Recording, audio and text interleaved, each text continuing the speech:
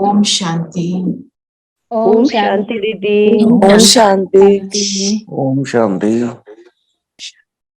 ओम शांति दीदी। ओम शांति दीदी। ओम शांति। आज जो पुरुषार्थ आया है हमारे लिए, जो चिंतन आया है, सुमान आया माउंट आबू से, मधुबन से, आज का पढ़ देती हूँ। स्वमान, मैं महान आत्मा हूँ। महान आत्मा कौन होता है? हम महान आत्मा किसको कहते हैं? जो सब कर्म में श्रेष्ठ होते हैं उसे महान जो सबको सुख दे।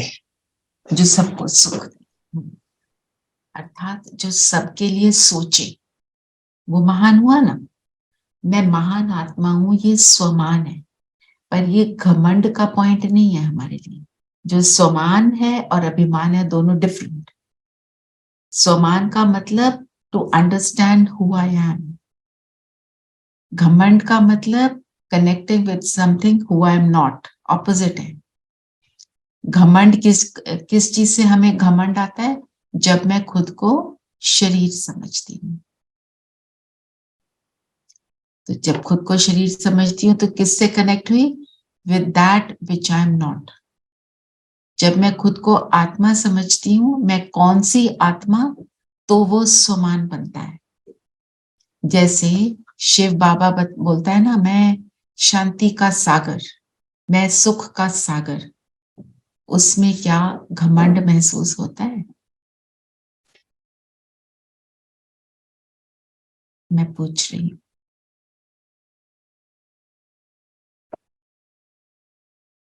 Are we all listening? जब बाबा बोलता है, नहीं, उसमें घमंड नहीं, उसमें अपनी इंट्रोडक्शन दी जा रही है। इंट्रोडक्शन देता है, और उसका ये पर्पस क्या होता है हमें बताने का? मैं सुखदाता हूँ, मैं शांति का सागर। हम उसके बच्चे हैं तो हम में भी वो सब गुण हैं। हाँ, और ये बताने का So when we also say this as Swaman, so हम भी अभिमान नहीं है उसमें। जब हम कहते हैं कि मैं शांत स्वरूप आत्मा हूँ, तो हम we are not proud of the, actually we are, but not in the negative sense. और हमें वो क्यों बताता है कि तुम्हारे को अगर अपने अंदर के ये गुण को इमर्ज करना है तो मुझसे। उसका पर्पस ये नहीं होता बताने का कि मैं बड़ा ग्रेट हूँ। दीदी हमें वो ग्रेट है। दीदी वो हमें याद दिलाता है कि मैं ही हूँ। यस, याद दिलाता है मैं हूँ। मेरे से जुड़ोगे तो तुम बनोगे, तुम्हें सुख मिलेगा। उसका पर्पस क्या है? मुझे सुख देना ना। तो ये समझना स्वमान और अभिमान का डिफरेंस। फिर दूसरा आगे हमारे को चिंतन का पॉइंट बताया, हम महान कैसे बने, महान आत्माओं के लक्षण क्या होंगे। तो 1 मिनट हम इस स्वमान में टिकेंगे। मैं एक महान आत्मा हूं। इसको अनुभव करो, अपने आप को बताओ आप क्यों महान हो।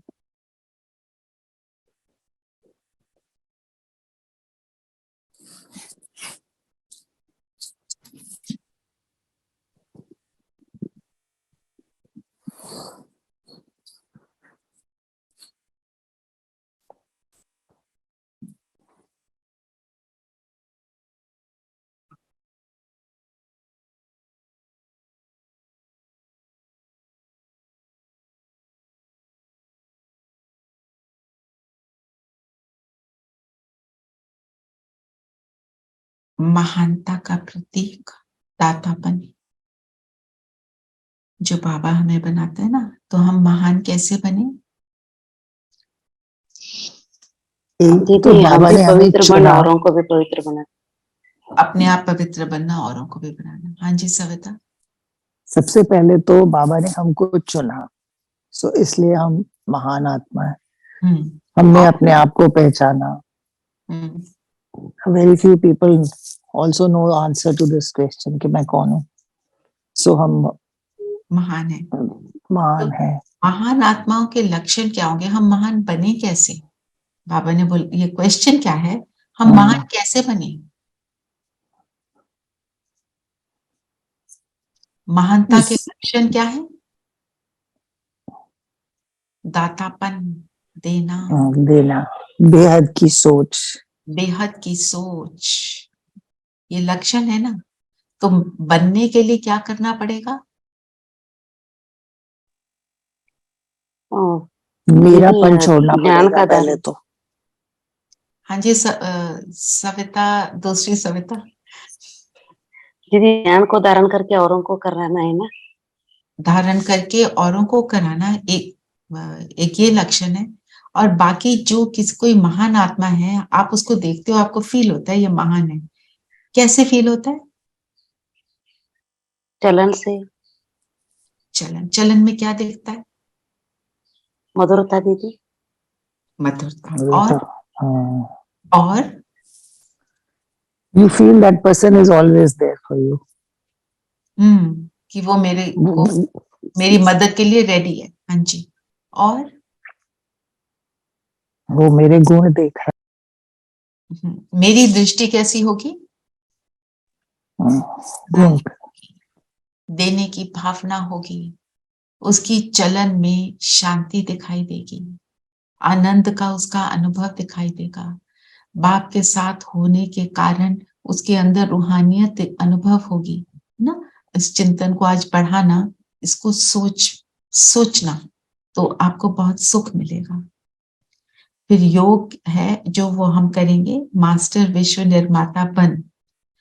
आप सोचो, जो आत्मा मास्टर विश्व निर्माता है, विश्व को क्रिएट करने वाली आत्मा, सदा निर्माण का कार्य करने वाली मैं महान आत्मा,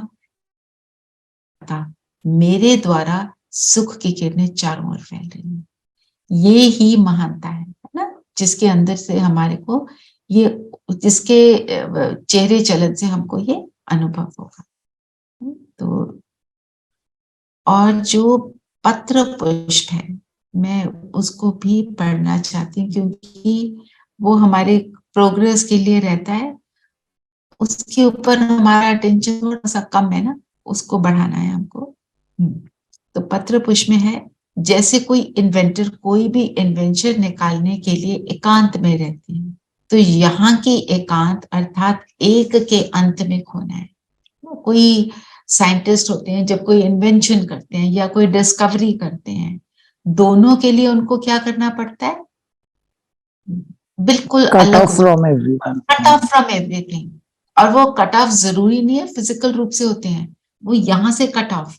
जो कोई भी आज की डेट में तो पीएचडी जो करते हैं, सभी रिसर्च कर रहे हैं, इतने सारे कर रहे हैं, वो भी जब रिसर्च करते हैं तो वो खो जाते हैं अपनी रिसर्च में।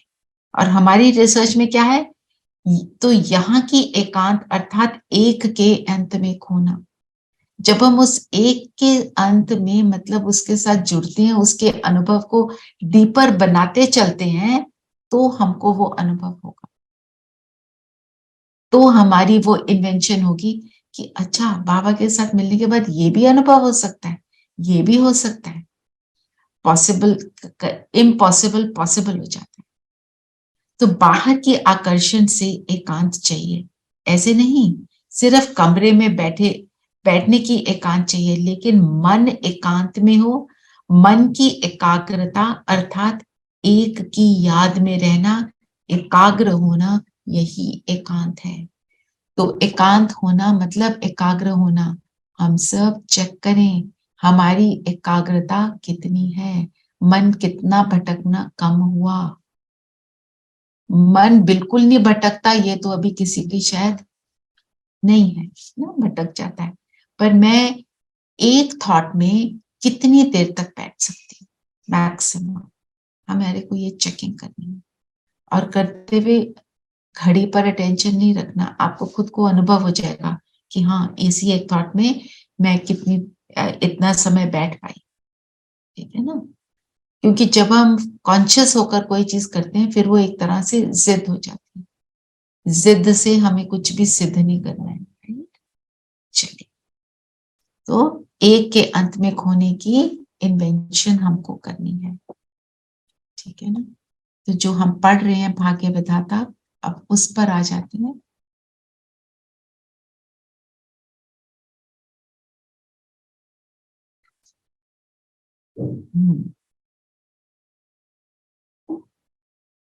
दादी ऑलराउंडर का पढ़ रहे थे ना, लौकिक बच्ची का बाल भवन में प्रवेश। तो लौकिक बच्ची उनकी कौन?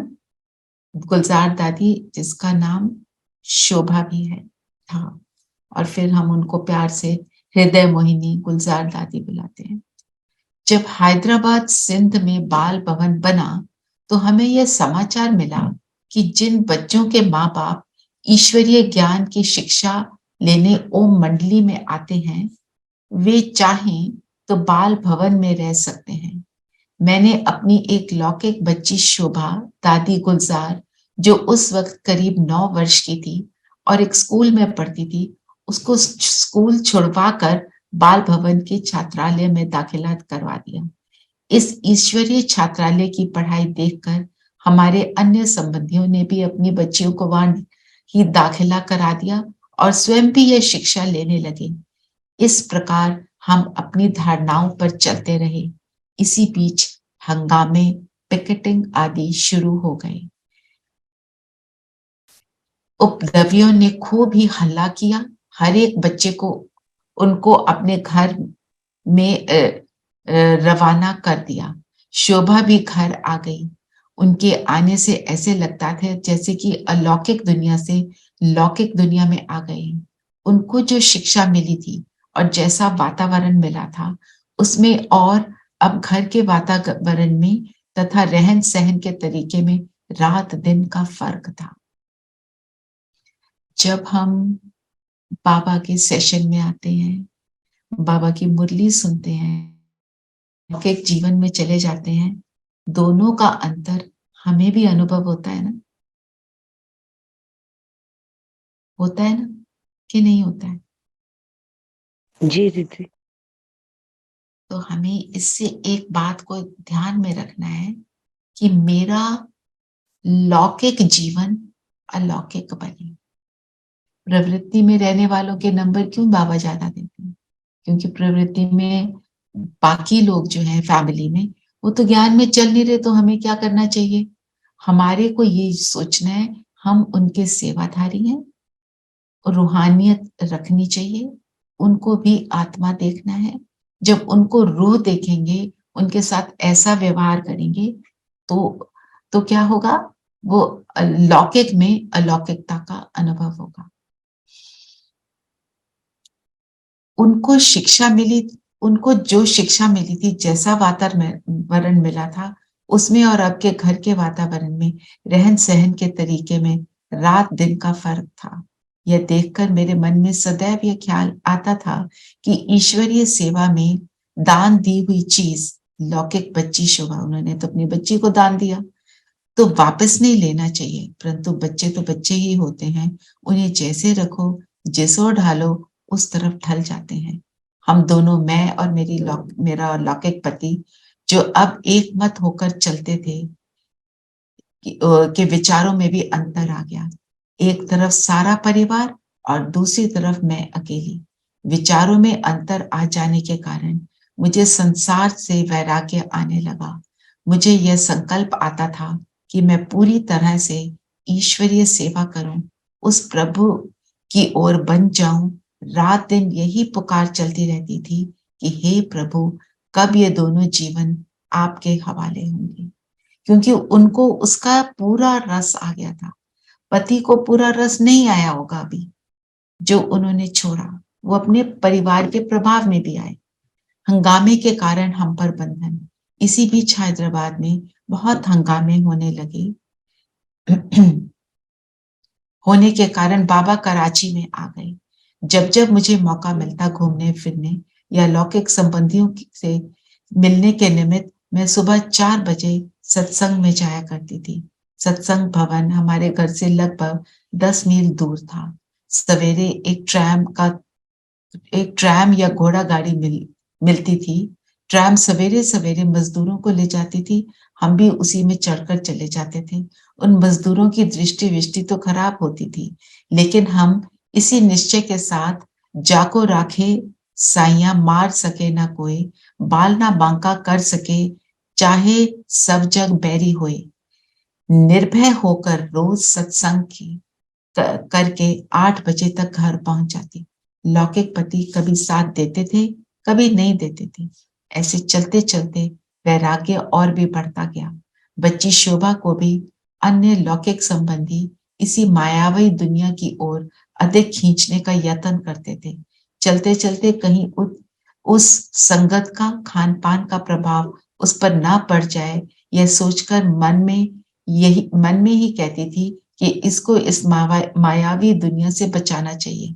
यह देखकर लौकिक संबंधी मुझ पर और भी अधिक बंधन डालने लगे, क्योंकि उनके मन में यह आता था कि स्वयं के साथ बच्ची को भी बिगाड़ती है।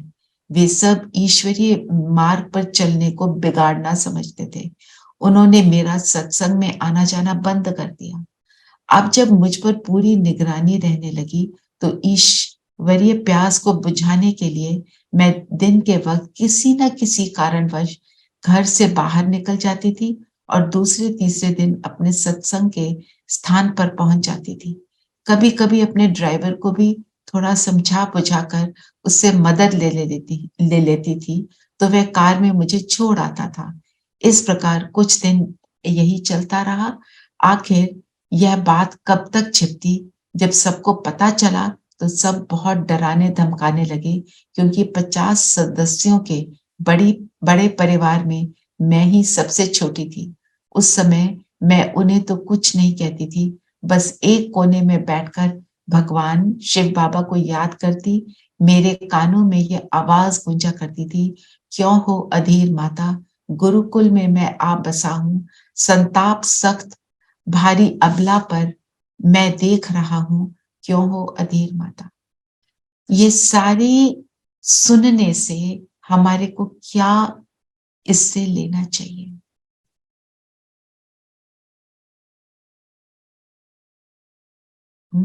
जो भी सिचुएशन हो, अगर निश्चय है तो रास्ता निकलेगा।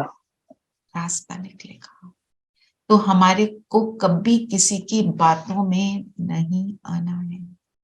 आजकल बातों में आने के साधन सिर्फ मनुष्य नहीं है, यूट्यूब, सोशल मीडिया। आप ये देखो, आपको मिल रहा है ना, आप वो लो। आपको जो ठीक नहीं लगता मत लो ना, पर अपने आप को क्यों, जो कह रहे हैं वो बिगाड़ना, अपनी अच्छी बुद्धि को क्यों बिगाड़ो? अभी तक जो चले हो उसमें मिला, स्थिरता मिली, सुख मिला। But Didi, हाँ जी, she went all everyone's against, na? I mean, घर वाले, even her लौकिक पति was also not agreeing, but she still did it. Right. तो उसमें कभी कभी हम हिम्मत से चुक जाते कि हाँ, उसमें यही तो हम सीख रहे हैं कि हिम्मत से नहीं चुकना है। आजकल तो हमारे पास सोशल मीडिया है, उसको फॉलो करेंगे, उसके द्वारा भी हम फॉलो करते हैं। घर वाले जो भी कह रहे हैं, हमारे को एक चीज याद रखनी है, उनको अपोज नहीं करना, उनको रिजेक्ट नहीं करना। आपका तो सारा जो पुरुषार्थ है वो गुप्त है, करो, योग करो, गुप्त है, सोच मेरी गुप्त है, कर्म करते हुए मैं बाबा को याद करूं वो भी गुप्त है। यस, जो आप मुरली सुनते हो, आप तो ऑनलाइन ही सुन रहे हो ना, ऑनलाइन तो सुनने में कोई रोक नहीं सकता, नहीं जी, है ना। आजकल तो बहुत सारे साधन हो गए, उस समय तो सच में कुछ था भी नहीं। उन्होंने क्या लिखा है, 10 मील दूर था घर, आज जैसी ना कारें ना कन्वीनियंसेस होते थे, बहुत अमीर घर की, और 50 लोगों का परिवार जो सब एंटी हैं, है ना। and very bold step she took. I mean, सुबह 4 बजे जाना is also difficult for a yes. तो ये सारी बातें हमारी हिम्मत को बनाती है। जो हिम्मत है आत्मा में, हम जब कहते हैं ना मैं कमजोर पड़ गई, हमारे संकल्प हमें कमजोर बना देते हैं। एक्चुअली हिम्मत होती है, हमेशा ये एग्जाम्पल जो बाबा हमको देते हैं, मैं रिपीट उसको कर रही हूँ। आप बैठे हो, आप कहते हो मेरे को आज कुछ नहीं बोलना करने के लिए, मैं बहुत थकी हुई हूँ। आपकी कुर्सी के नीचे सांप बैठ जाए, आप भागोगे क्या? वही बैठे रहोगे? भागोगे ना जी। हम कह रहे हैं कोई मेरे पास दम नहीं है, दम सारा यहाँ घुसा हुआ है ना, वो एनर्जी लेवल सबके अंदर होता है। आगे बढ़ते हैं। जिस समय यह गीत गाती थी उस समय ऐसा अनुभव होता था कि बाबा हम आत्माओं में शक्ति भर रहे हैं, जिसके आधार से ही हम जी रहे हैं। आखिर एक दिन यह संकल्प आया कि इस स्वार्थी एवं विकारी दुनिया को छोड़कर ईश्वरीय दुनिया में क्यों ना चलें। यदि अत्याचार ना होते तो यह विचार ना आता। अत्याचार से हम बाबा के बने तो वो अत्याचार का भी थैंक्स। अत्याचार माना कोई दुख आया, आज की दुनिया में उस टाइम के अत्याचार के अकॉर्डिंग तो नहीं होता था ना। उस टाइम तो कई माताओं को उन्होंने एक्चुअली लिटरली चेन से भी बांधा था। वो बैठते थे, योग करते थे, उनके बाल खींचते थे। इस तरह के जो फिजिकल टॉर्चर है वो भी होता था, मेंटल टॉर्चर तो था ही, पर जिस तो वो कर लेता है। आखिर एक दिन यह संकल्प आया कि स्वार्थी एवं विकारी दुनिया को छोड़कर ईश्वरीय दुनिया में क्यों न चलें। यदि अत्याचार न होते तो विचार न आता। यह दृढ़ संकल्प करके अमृत वेले 4 बजे शोभा को नींद से जगाकर उसको साथ लेकर कराची सत्संग में पहुंच गई।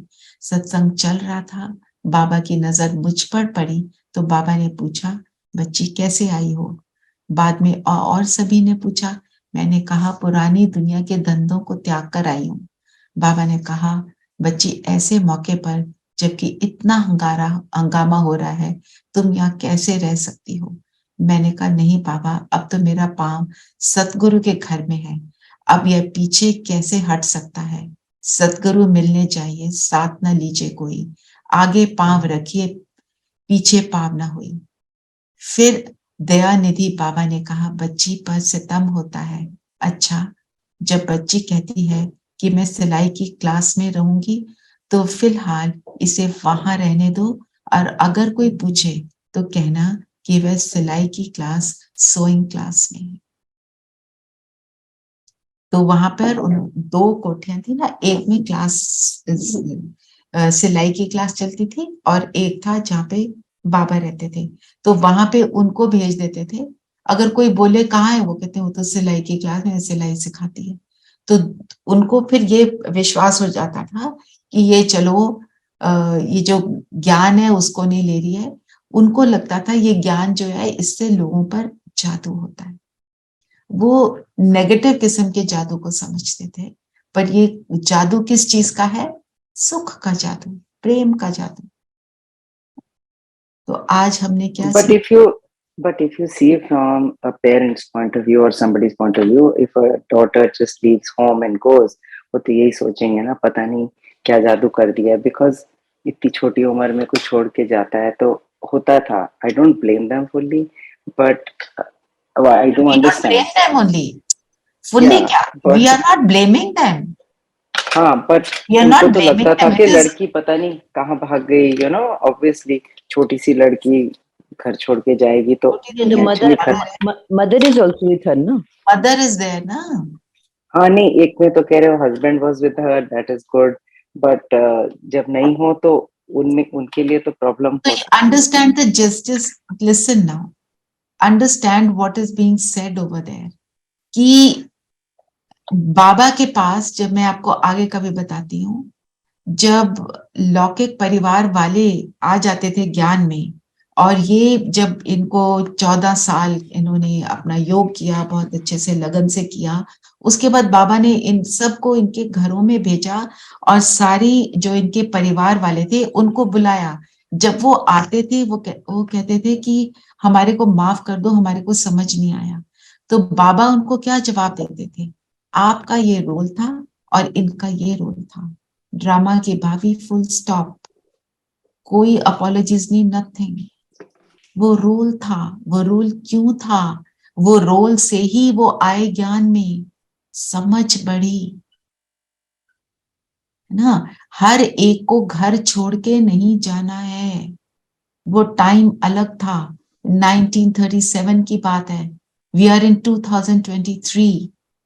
almost, I mean, we are completing how many years, right?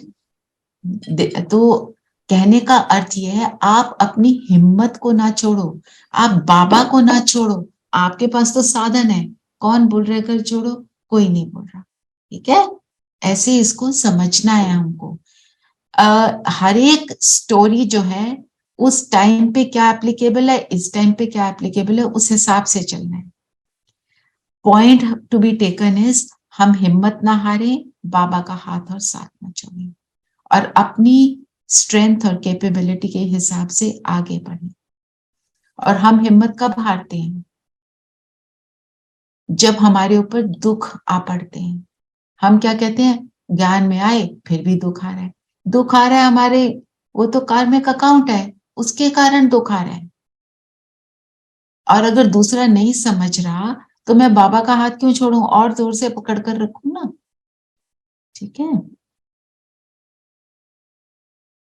तो मुरली पर आते हैं। मुरली में सार में क्या बोला बाबा ने? जी दीदी, आज बोले क्रोध बहुत दुखदाई है। क्रोध से क्या होता है? दुखी करता है सबको। अपने को पहले दुखी करता है, because it first passes through mind. और एक और बात होती है क्रोध की, क्रोध ब्रेन के कई सेल्स को नष्ट कर देता है जो दोबारा कभी भी रिवाइव नहीं होते।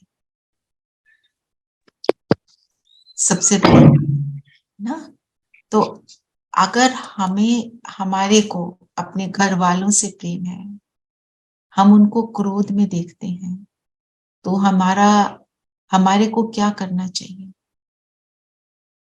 रिस्पॉन्स क्या होना चाहिए?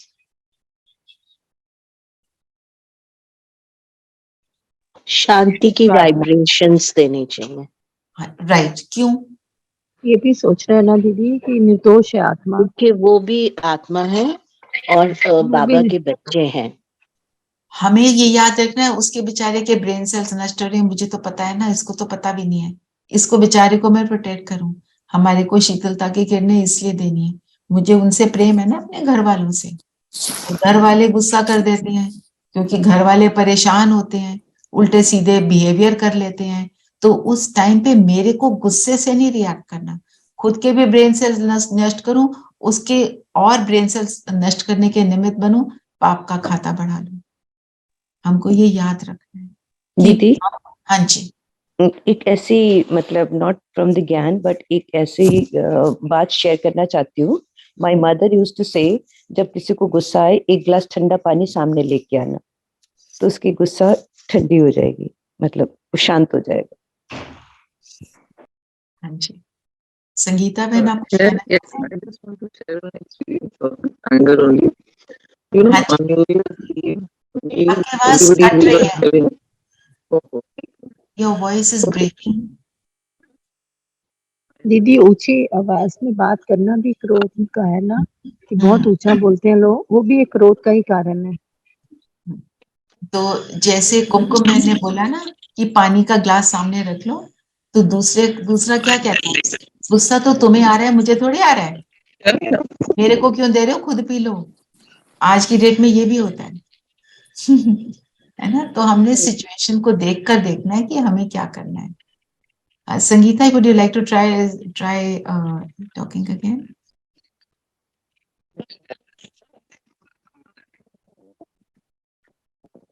No, you're not audible. You're not audible. If you can write it in the chat, we can read.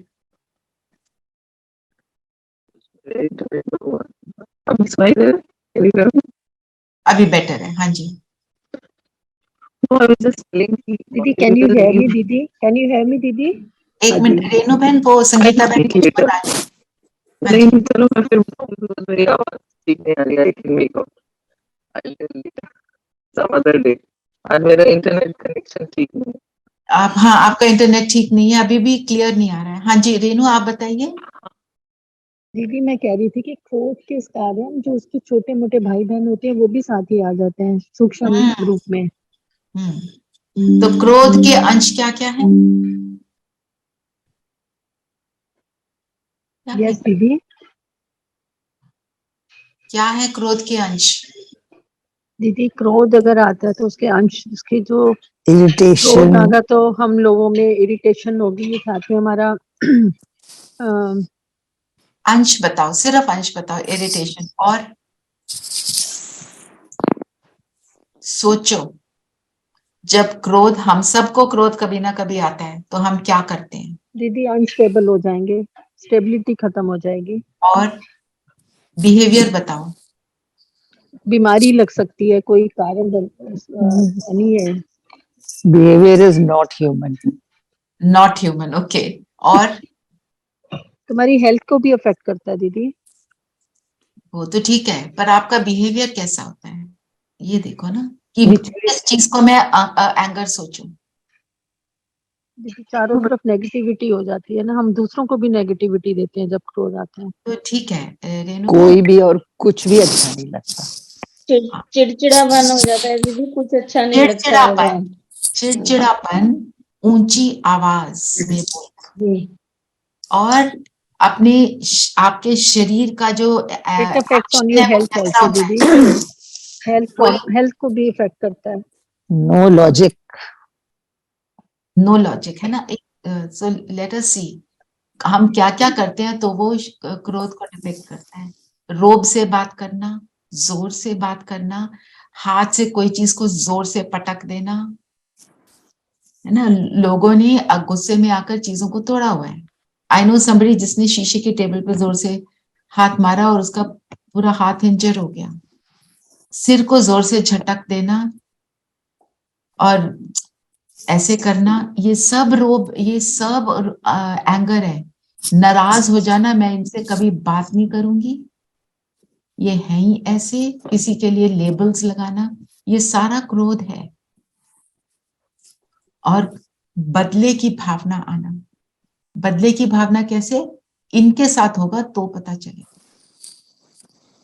जोर से डोर को शट करना, हम हाँ, समझ सकते हैं। यस, जोर से पैरों को जमीन पर मारना।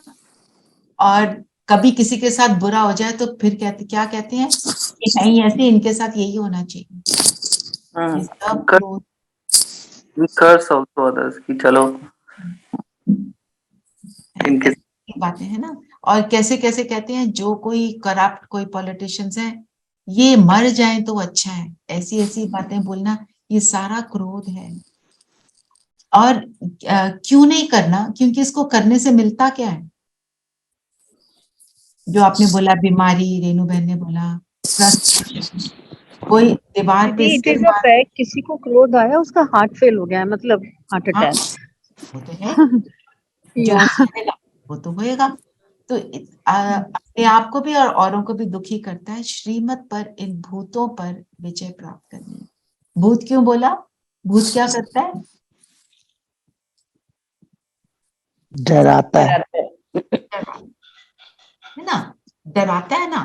तो जो जिसके अंदर क्रोध आएगा वो पहले खुद को डराएगा। और आज बाबा ने जो वेजिटेरियनिज्म की बात करी, वेजिटेरियन, सच्चे वेजिटेरियन तुम भारतवासी हो। सच्चे वेजिटेरियन का मतलब क्या है? वैष्णव शब्द भी यूज किया, क्या मतलब है इसका?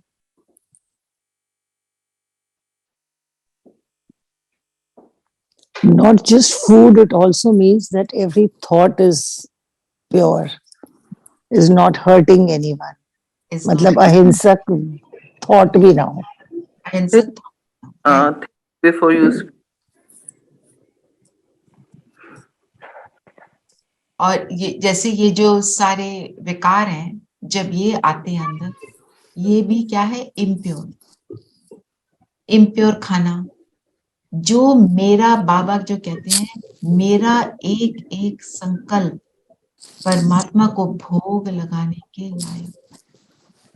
भोग में जो डालते हैं, थाली बनाते हैं, कैसे बनाते हैं उसको अनुभव करो। हम खाना पकाते हैं तो बाबा को याद करते हैं कि आपके लिए बना रहे हैं, है ना। फिर जो बर्तन लेते हैं, बिल्कुल साफ सुथरा सुंदर वाला बर्तन, जो मेरे को अच्छा लगता है, क्लीन। उसकी क्लीनिंग भी कैसे करते हैं, उसका जो क्लीनिंग प्रोसेस है वो भी सारी चीजें अलग। जो और किसी ने टच ना करी हो, फिर उसमें प्यार से डालते हैं, प्यार से बाबा को खिलाते हैं, है ना। और फिर हम कहते हैं ये सबको खिलाएंगे तो सबकी वृत्ति भी श्रेष्ठ बनेगी। तो अब इसी को संकल्प से कंपेयर करते हैं। हमने एक संकल्प क्रिएट किया, क्या वो संकल्प को लेकर मैं बाबा के पास सूक्ष्म वतन में जा सकती हूँ? जो संकल्प करें उसको, उसकी टेस्टिंग करें, तब हम कहेंगे हाँ ये संकल्प परमात्मा को भोग लगाने के लिए। वो होगा प्योर वेजिटेरियन। कैसे बना, कैसे खाया, कैसे नहीं खाया, चलिए। तो कौन सा दाग लग जाता है और किन बच्चों पर?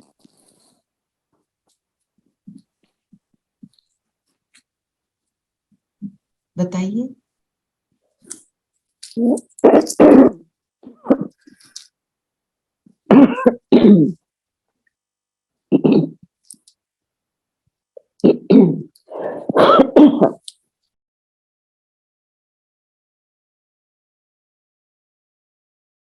बताइए कौन सा दाग लग जाता है? आप सब हैं क्लब सेशन में? जो श्रीमत पर नहीं चलते और अपने को होशियार समझते हैं। दीदी जो बाबा की श्रीमत पे नहीं चलते और जो बाबा के कहे अनुसार नहीं चलते, ज्ञान को अप्लाई नहीं करते, धारणा प्रैक्टिकली, तो उनको फिर दाग लग जाएगा ना। दाग लग जाता है किस पर? कैरेक्टर पर। और पछताना पड़ेगा। हमारे को स्कूल में एक चार्ट होता था और हमारे हर महीने का, और उसमें हमारे को स्टार मिलते थे, गोल्डन, सिल्वर, ऐसे करके। ब्लैक भी होता है। ब्लैक भी होता था। तो ब्लैक मिल गया माना बस उसको हम समझते थे बहुत बैड। रेड भी होता था, ऐसे अलग अलग कलर्स थे डिपिक्टिंग योर लेवल। तो वो वाले दाग जो है, हमको ये देखना है बाबा की क्लास में मेरे को वो दाग ना लगे। और दाग लगता किस चीज से है? सारा खेल किस चीज का है? याद। दीदी स्मृति और विस्मृति पर। स्मृति और विस्मृति कि अब और संकल्पों का ना, फिर स्मृति माना संकल्प, तो मेरे संकल्प। जी। चलो और बताओ, क्विकली पॉइंट्स ले लेते हैं, फिर योग को थोड़ा सा टाइम देंगे। बाबा ने कैसे बोला क्राइस्ट की आत्मा कैसे आती है? उसको कौन एक्सप्लेन करेगा आप में से? क्राइस्ट की आत्मा मेरी के तन से आती है, तो इसलिए उन्होंने उनको माँ का दर्जा दिया। और वो भी she was a pure soul. वो ये भी उन्होंने कुंती के एग्जाम्पल से लिया है कि she prayed to Surya and Karan was born. Karan का जन्म। एक तो सेम प्रोसेस। और क्राइस्ट जो आकर ज्ञान सुनाते हैं तो कैसे आते हैं? बिल्कुल जैसे शिव बाबा आते हैं, तो ऊपर से प्योर आत्मा मनुष्य तन में प्रवेश करती है। पर जब वो आत्मा बिल्कुल क्या होती है? प्योर। और क्योंकि वो प्योर है तो वो कोई भी दुख सहन नहीं करती। जो दुख सहन किया वो जीसस जिसकी बॉडी में आए उसने सहन किया। हम जीसस क्राइस्ट बोलते हैं ना, तो उस आत्मा ने सहन किया, क्योंकि जो ऊपर से आया है उसका कोई कारण तो है, उसका तो क्लियर है सारा। तो सहना सारा जीसस का। पर जिसके तन में प्रवेश करती है उसको क्या बोलते हैं? माँ। जो प्रवेश करता है वो पिता, जैसे शिव बाबा पिता, ब्रह्मा बाबा धर्म पिता होता है ना, जो प्रवेश करता है उसको धर्म पिता बोलते हैं। हाँ, तो वो धर्म की स्थापना करते हैं, वो धर्म का पिता है। ठीक है, ये और क्या बताया बाबा ने? बाबा ने बोला ना हिरे हुए हैं, अपना नॉन वेजिटेरियन खाना नहीं छोड़ पाते। हिरे हुए हैं मतलब आदत पड़ी हुई है, बहुत तो पुरानी आदत है।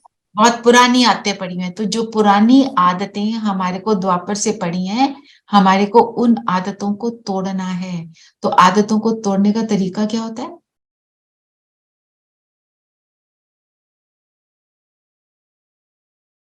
जब आप नई आदत बनाते हो, ऑपोजिट आदत बनाओ, तो उसको 21 दिन तक कम से कम नर्चर करो अच्छे से, तो वो आदत पक्की होनी शुरू होती है।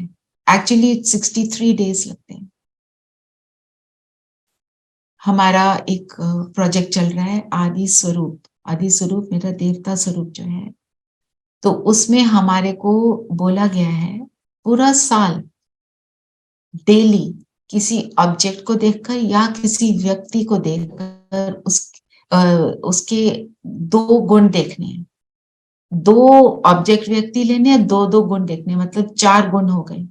जब ये हम करते हैं तो आदत हो जाती है कि मैं जिसको देखूं उसका गुण देखूं, और ऐसा करने से क्या होता है, मेरी दृष्टि गुणग्राही बन जाती है।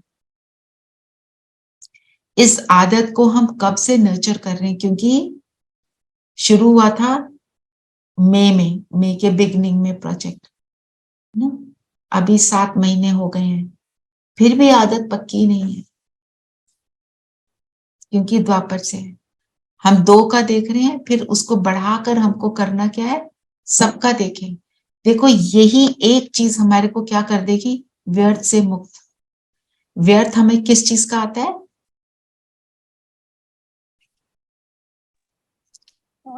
Other souls, other people. Other souls. जब आप अदर सोल्स को ऐसे सोचेंगे नहीं, तो व्यर्थ समाप्त हो जाएगा। और जब व्यर्थ समाप्त हो जाएगा, तो हम कैसे बन जाएंगे, है ना? ये मतलब जो ये आदतें हैं, बनाने में हमें बहुत टाइम लगा है, पर इसको छुड़ाने फिर साथ में हमें मदद करता है योग।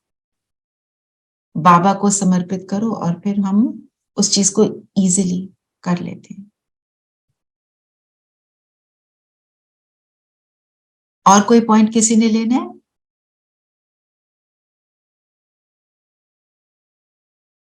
बताइए। आज सब बिल्कुल साइलेंस में है। आप साइलेंस में चल रहे हैं ये क्लास में? हाँ, आपने वो वैष्णव का वो पूछा था ना कि वैष्णव, सच्चा वैष्णव किसको बोलते हैं, जी। तो मुझे एक पुराना भजन याद आ गया, वैष्णव जन तो तेने कहिए जे पीर पराई जाने रे, पर दुखे उपकार करे कोई मन अभिमान ना आने रे। ये वो उनका है ना, गांधी जी का। गांधी जी का हाँ, फेवरेट। हाँ, तो वही डेफिनेशन बाबा ने भी दी है कि जो मन में अभिमान को नहीं आने दे और दूसरों के दुख में उनका उपकार करे, तो वही सच्चा आज भी ठंड बहुत है ना। Right, good observation Aruna. चलिए, बाबा ने एक जो बोला ना, बाबा है अविनाशी सर्जन, वो कब पेशेंट बन ना सके। तो जब हम अपनी अविनाशी स्थिति में स्थित होते हैं, तो हम सर्जन बन जाते हैं। जब हम अपनी विनाशी स्थिति में स्थित होते हैं, तो हम पेशेंट बन जाते हैं। ऐसा संकल्प चला। फिर एक बाबा ने बोला ना, पास्ट जो हो गया उसको रिवाइज करने से जिनकी कमजोर दिल है, उन्हों के दिल की कमजोरी भी रिवाइज हो जाती है। और हमने रिवाइज क्या करना है? गुण। कमजोरी को थोड़ी रिवाइज करना है। कमजोरी को के लिए अवेयर होना है, पर उसका ऑपोजिट जो गुण है उसको हमने इमर्ज करना है ना। वरदान क्या है,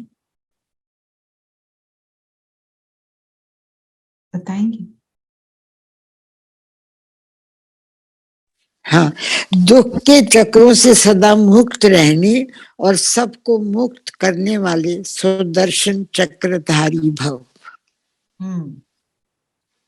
हम जब शरीर में आते हैं, द्वापर ऑनवर्ड्स हम चक्रों में आते हैं।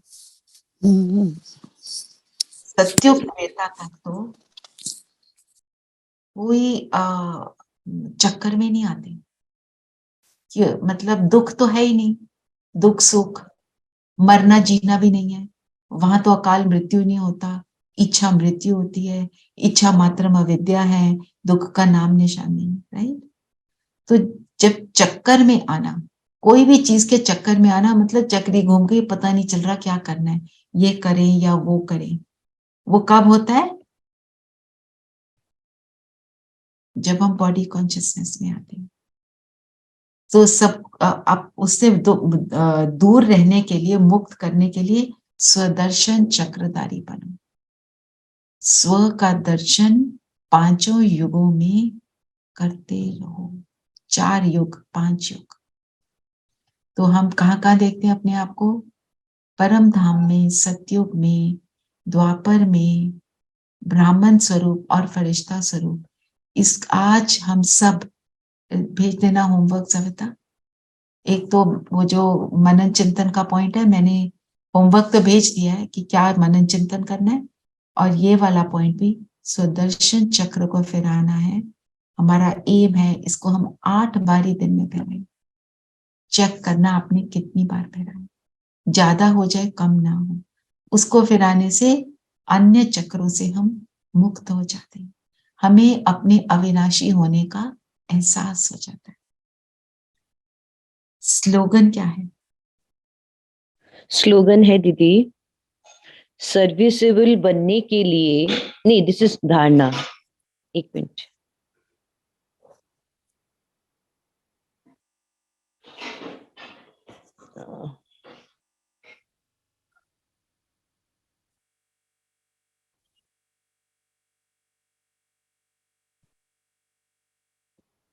कुमकुम बहन।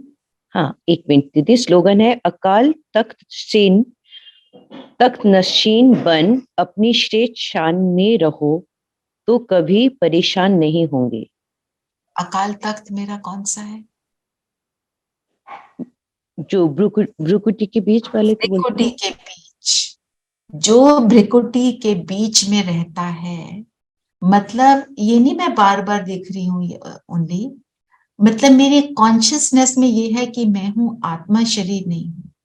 जब ये मेरी कॉन्शियसनेस में होता है तो मैं श्रेष्ठ शान में हूं, मुझे याद रहता है मैं कौन हूं, तो परेशान नहीं होंगे।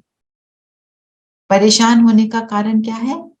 भूल जाना मैं कौन, विस्मृति आ जाए, स्मृति से विस्मृति हो जाए। जी ठीक है, तो अभी हम योग करेंगे। सभी अपने अकाल तख्त पर बैठ जाए। वैसे 3 तख्त हैं, ये भ्रिकुटी का तख्त, परमात्मा के दिल का तख्त, और तीसरा कौन सा है?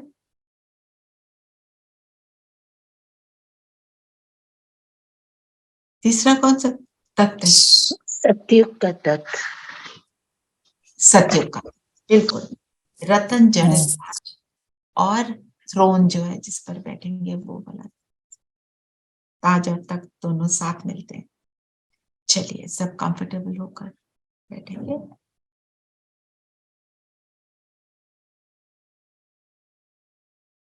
Comfortable and alert. शरीर को बिल्कुल स्थिर कर दें, मन बुद्धि को भी सभी बाहर की बातों से फ्री करते हुए अंतर्मुखी हो जाएं, अंतर की गुफा में बैठ जाएं। मैं ज्योति बिंदु सितारा,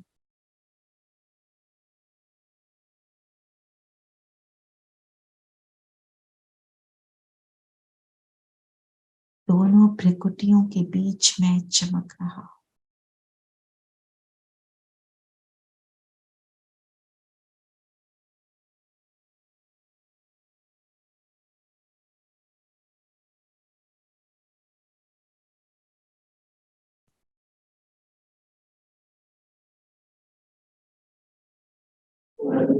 इस अकाल तख्त पर बैठ जाए।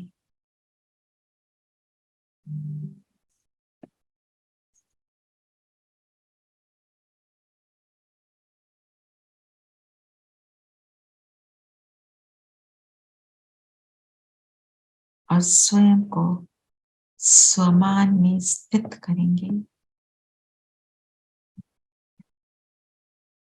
मैं एक महान आत्मा हूं।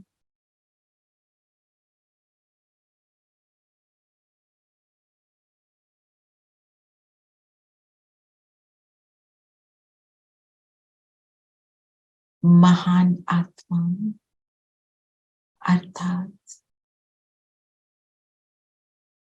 सर्व का कल्याण निरंतर सोचने वाली,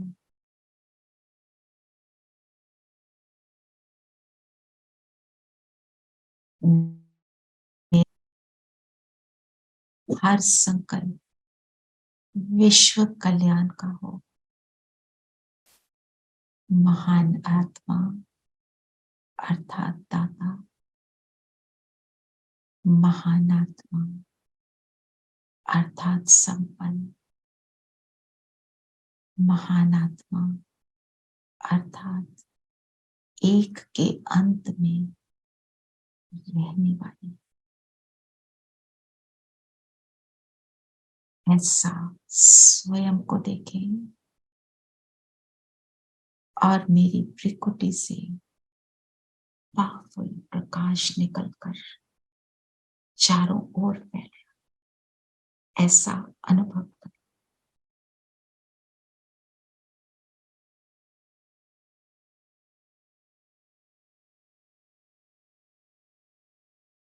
मेरे शरीर के इर्द गिर्द एक सुंदर लाइट का ऑरा बनता जा रहा है।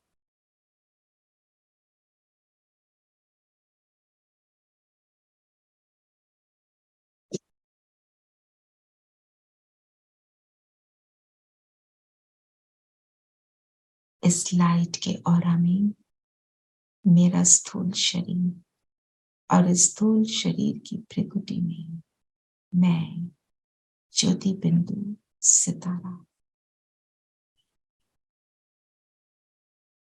इस अनुभव में आ जाएं।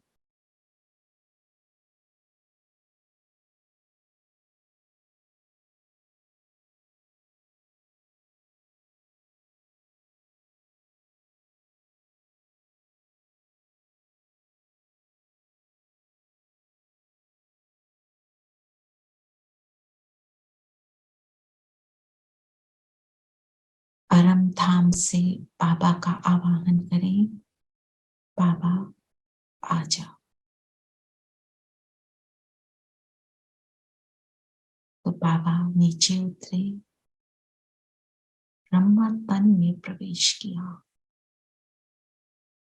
अब दोनों नीचे आ गए मेरे सामने। बाबा की प्रकृति से प्रकाश निकलकर मुझ तक पहुंच रहा है।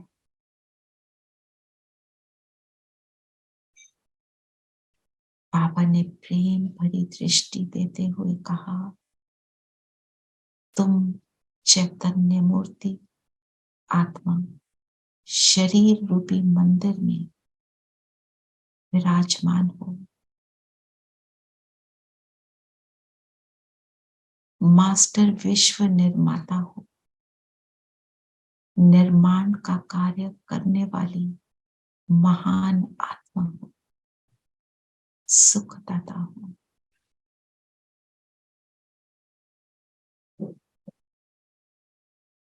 बाबा के साथ हाथ में हाथ देकर हम सूक्ष्म वतन पहुंच जाते हैं। सामने बाबा मुझे दृष्टि दे रहे हैं, मुझे संपन्न बना रहे हैं।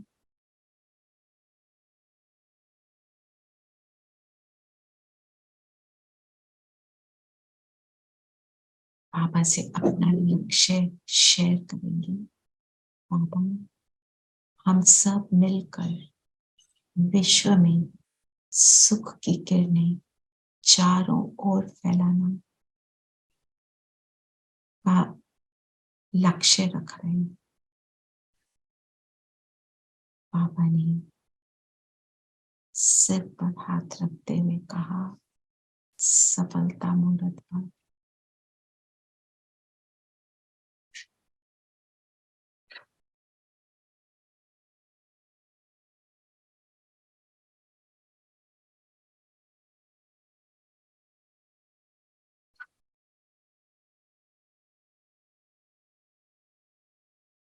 दृष्टि लेते चले, अनुभव को डीपर बनाते चले।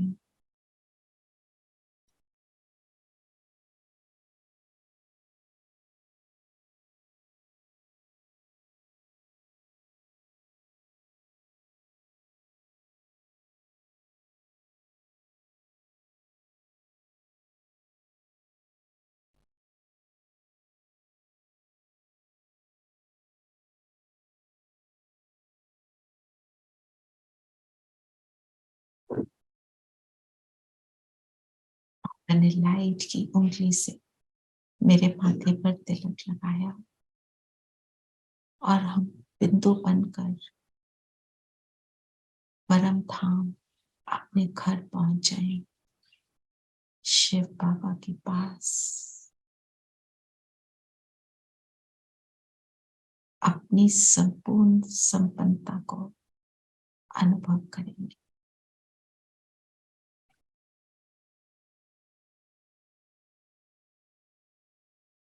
सागर के पास जाते हैं, संपन्नता का अनुभव बढ़ता जाए।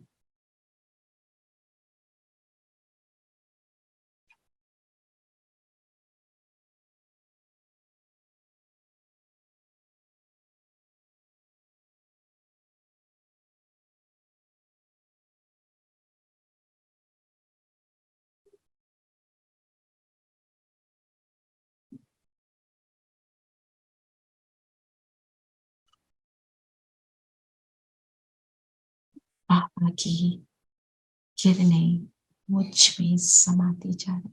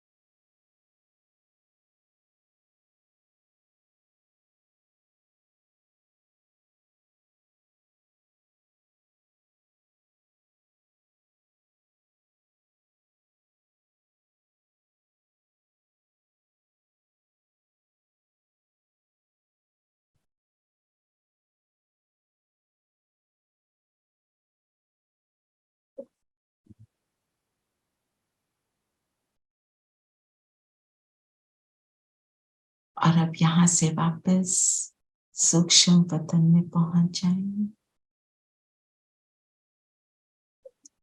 बाबा के इर्द गिर्द हम सब बैठ जाएंगे। बाबा ने सामने सभी आत्माओं को इमर्ज किया जो किसी भी बीमारी से, दुख से ग्रस्त है, इमोशनली, फिजिकली, परिस्थिति से। और अब हम सब अनुभव करें बाबा से मुझ में और मेरे द्वारा सुख की किरणें चारों ओर फैल रही हैं। सूक्ष्म वतन इन किरणों से सज गया। एक एक आत्मा तक ये किरणें पहुंचकर उसमें नई ऊर्जा, नई शक्ति, नया उमंग भर गई।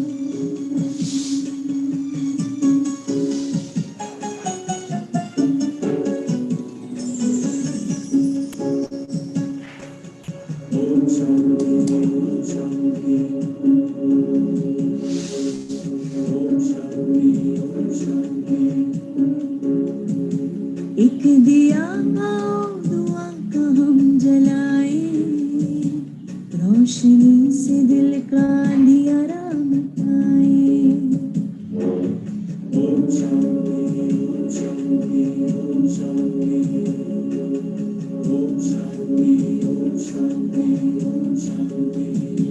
एक दिया दुआ का हम जलाए, रोशनी से दिल का अंधियारा मिटाए। हर दिशा हर द्वार पर हो वो दिवाली, हर दिशा हर द्वार पर हो वो दिवाली। प्यार का हम ऐसा सिलसिला चलाए, प्यार का सिलसिला हम चलाए। एक दिया दुआ का हम जलाए, रोशनी से दिल का अंधियारा मिटाए।